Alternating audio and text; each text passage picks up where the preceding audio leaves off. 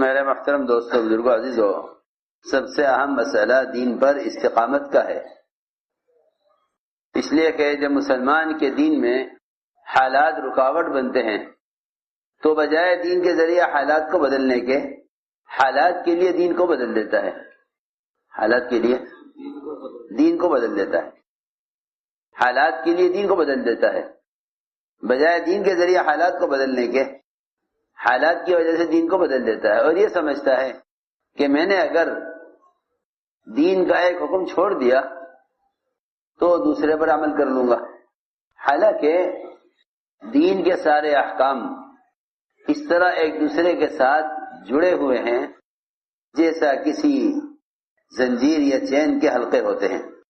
جب ایک حلقہ کھل جائے گا اور زنجیر کا ایک کڑا ٹوٹ جائے گا تو فرمایا کہ یہ چین اور یہ زنجیر ٹوٹ جائے گی، اس لیے کہ دین کا کوئی حکم ایسا نہیں ہے کہ جس کو ہلکا سمجھ کر چھوڑ دیا جائے۔ اللہ رب العزت نے کامیابی کا وعدہ پورے دین پر کیا ہے، اللہ نے کامیابی کا وعدہ پورے دین پر کیا ہے، اللہ نے کامیابی کا وعدہ پورے دین پر کیا ہے۔ ایسا نہیں ہے کہ آدمی 10% دین اختیار کر لے تو اس کو 10% کامیابی حاصل ہو جائے، ایسا نہیں ہے، بلکہ اللہ رب العزت نے کامیابی کا وعدہ پورے دین پر کیا ہے۔ مسلمان اپنے دین کے اعتبار سے خود مختار ہو کر چلے اور ساری کائنات کو اللہ رب العزت اس کے لیے مسخر کریں۔ ہم بہت چھوٹے حالات کی وجہ سے حکم چھوڑ دیتے ہیں، حالانکہ اگر غور کیا جائے تو اللہ رب العزت نے دین اور دین کی دعوت کو جمع کرنے والوں کے لیے نظام کائنات کو مسخر کیا ہے۔ یہاں مسلمان کا تاثر یہ ہے کہ اگر حکومت اسلام کے موافق ہو جائے تو پھر ہمارا اسلام پر چلنا آسان ہو جائے۔ بعض تو وہ ہیں جو اسلام کے احکام کو حکام کی موافقت پر موقوف کیے ہوئے ہیں، بعض ایسے ہیں جو اسلام پر چلنے کے لیے ماحول کو موافق کرنا چاہتے ہیں کہ پہلے ہمارا ماحول موافق ہو جائے۔ میری بات توجہ سننا، اکثریت کا خیال یہ ہے کہ جب تو حکام موافق نہیں ہوں گے اسلام پر چلنا آسان نہ ہوگا۔ میری بات توجہ سننا، حالانکہ دعوت اور عبادت کو جمع کرنا یہ تسخیر عالم کا آسان نسخہ ہے، نظام کائنات کو مسخر کرنے کا آسان نسخہ ہے، اس لیے کہ اللہ رب العزت نے قرآن میں شرط لگائی ہے کہ اللہ حالات کے مقابلے میں تمہارے قدموں کو دین پر جب جمائیں گے جب تم اس کے دین کے مددگار بنو، اور اللہ تعالیٰ تمہاری غیبی مددیں اس شرط پر کریں گے کہ تم اپنے دین کے مددگار بنو۔ یہ دو شرطیں اللہ نے قرآن میں، یہ دو وعدے کیے ہیں قرآن میں، نصرت کا اور استقامت کا، نصرت کا اور استقامت کا، یہ دو وعدے اللہ نے دین کی نصرت پر کیے ہیں کہ ہم نظام کائنات کو مسخر کریں گے ان لوگوں کے لیے جو دعوت اور عبادت کو جمع کریں۔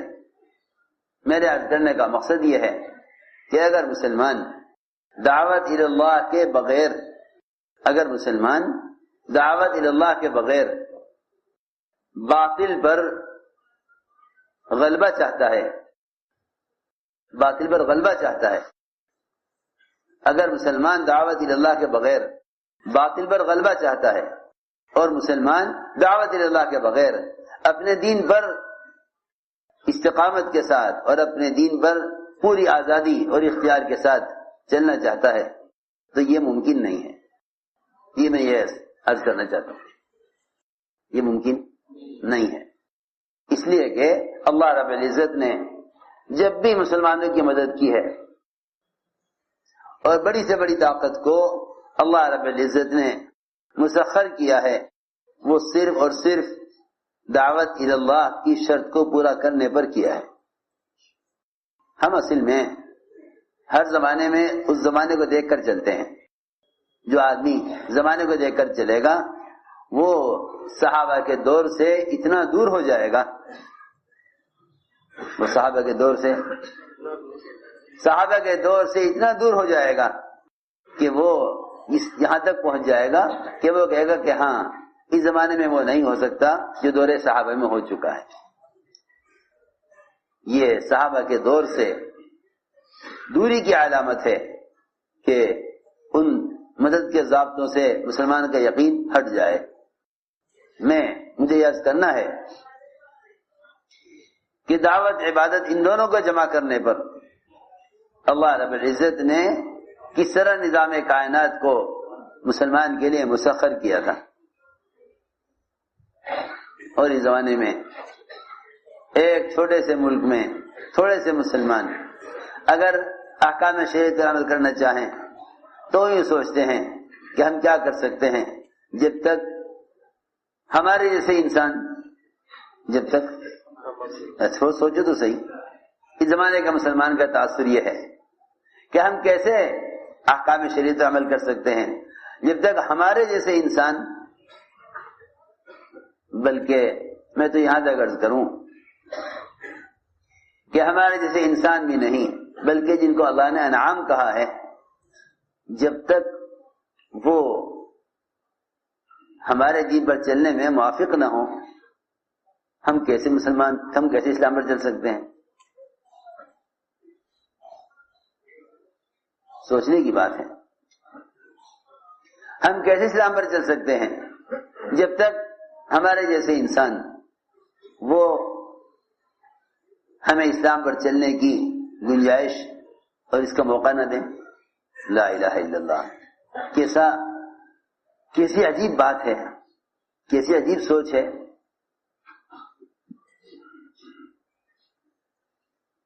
اللہ رب العزت نے قرآن میں اغیار کو انعام فرمایا ہے، انہم اللہ کالانعام۔ یہ ایسا ہی ہے جیسے کوئی آدمی یہ کہنے لگے، یہ ایسا ہی ہے جیسے کوئی آدمی یہ کہنے لگے کہ اگر میں بھینس بدل دوں تو میرا کارخانہ چل جائے گا، اور اگر میں بکری کو بدل دوں تو میری دکان چل جائے گی۔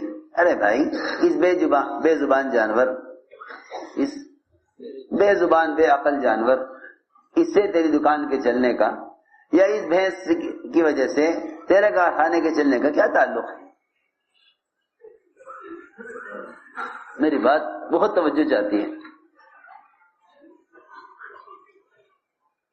اس بھینس کے بدل جانے سے تیرے کارخانے کے چلنے کا کیا تعلق، اور اس بکری کے بدل جانے سے تیری دکان کے چلنے کا کیا تعلق؟ یہ اس زمانے میں مسلمان کا تاثر ہے کہ اگر حکام بدل جائیں گے تو مسلمان کا حالات بدل جائیں گے۔ ریکنسٹرکشن آف امہ ڈیلی مرکز۔ حالانکہ اصل کائنات مسلمان ہے، اصل کائنات مسلمان ہے، ساری کائنات کا نظام مسلمان کے اعتبار سے چلے گا، کائنات کا نظام مسلمان کے اعتبار سے چلے گا، اور مسلمان یہ سمجھتا ہے کہ دین کے احکام کا نظام حکام کے اعتبار سے چلے گا۔ سوچو تو صحیح میں کیا کہہ رہا ہوں، تو میری بات کو سمجھنا پڑے گا، توجہ دینی پڑے گی۔ کہاں یہ تاثر مسلمان کا کہ اسلام کا نظام حکام کے اعتبار سے چلے؟ کیسی عجیب بات ہے۔ اور کہاں بات یہ اللہ کا دستور یہ ہے کہ کائنات کا نظام مسلمان کے اعتبار سے چلے گا۔ محمد صاحب فرماتے تھے اصل کائنات خود مسلمان ہے، اصل کائنات خود مسلمان ہے، مسلمان اصل کائنات ہے، مسلمان اصل کائنات ہے۔ جب تک ایک آدمی اللہ اللہ کہنے والا دنیا میں ہے اس وقت تک نظام کائنات قائم ہے۔ جب ایک آدمی کے اللہ اللہ کہنے پر آسمان اپنی جگہ قائم ہے، پہاڑ دریا درخت سب اپنی جگہ حرکت میں اور عمل میں ہیں، تو بتاؤ اصل کائنات کون ہوا؟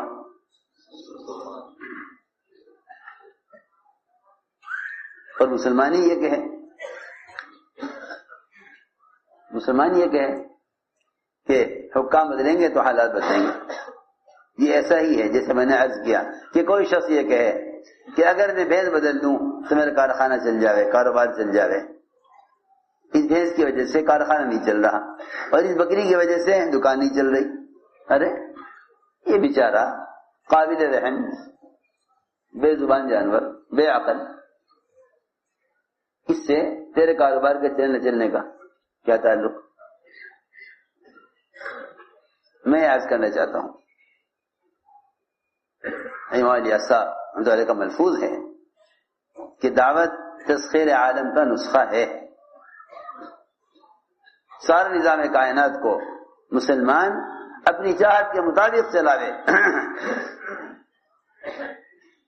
یہی وہ چیز تھی جس نے ہر زمانے میں ساری باطل طاقتوں کو اور ساری باطل حکومتوں کو اور ساری مادی طاقتوں کو مسلمان کے سامنے جھکایا تھا. وہی وہ اصل بات تھی. لیکن وہ حد سمجھتے تھے جب مسلمان اللہ کی طرف بلانا چھوڑ دے گا تو پھر اللہ کے غیر کے تاثر سے اس کا دل بھر جائے گا. اللہ کے غیر کے تاثر سے اس کا دل بھر جائے گا. اللہ کے غیر کے تاثر سے اس کا دل بھر جائے گا.